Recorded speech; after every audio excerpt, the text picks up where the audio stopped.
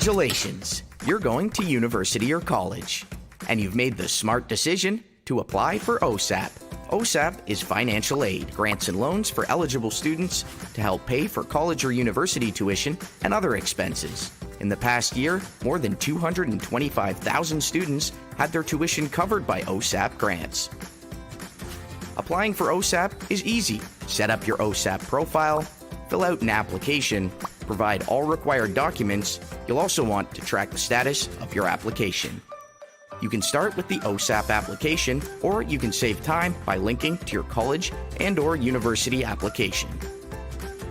First, you'll need to register and create a profile. Now, start your application.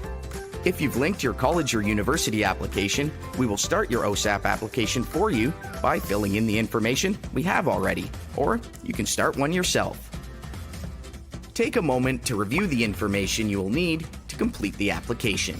You will be providing information about your school and program, you, your family, if applicable. Ready to begin? Confirm your profile and answer a few more questions. It's important that the information you enter is accurate, especially the date you last attended high school. Next, we need to know about your school and program. If you've linked your college or university application, this will be done for you, and you can skip this step. If not, here's how you find your school and program.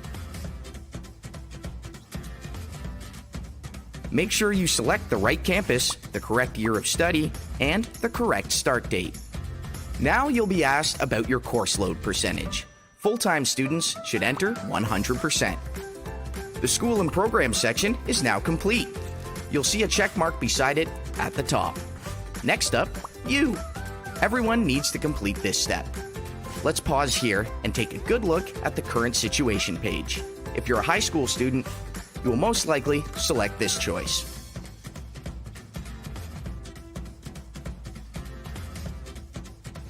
As you complete the steps, links will appear at the top of the page so you can go back at any time.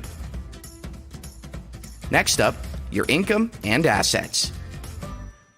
Tell us about the income you earned in the last year, what government or other financial help you'll get before school starts, and if you expect to earn any money while you're in school. You also need to tell us if you have any assets. This completes the section on you. If you graduated high school less than 4 years ago, it's now time to get your parents involved. Ask your parents for their social insurance numbers, dates of birth, and amounts from their last year's income tax return. Here's a tip. You can pause at any time, save your application, and come back to it later. Let's get back to the application. Once you have your parents' info, enter it in. Remember, the more accurate your application is, the fewer delays in processing. This completes the section on your family. If there is any information missing, this page will tell you. Okay, once everything is complete, you'll be taken to review and submit. Now, for the big reveal. This page shows you how much money you could get in grants, money you keep, and loans, money you repay. It's just an estimate until your application is processed. If you've submitted more than one application, you can compare estimates. It's a great tool. We've also provided information on the difference between grants and loans.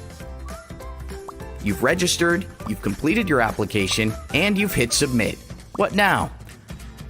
The most important thing is for you to check your OSAP account regularly. It will have the latest information about your application, including anything OSAP needs from you.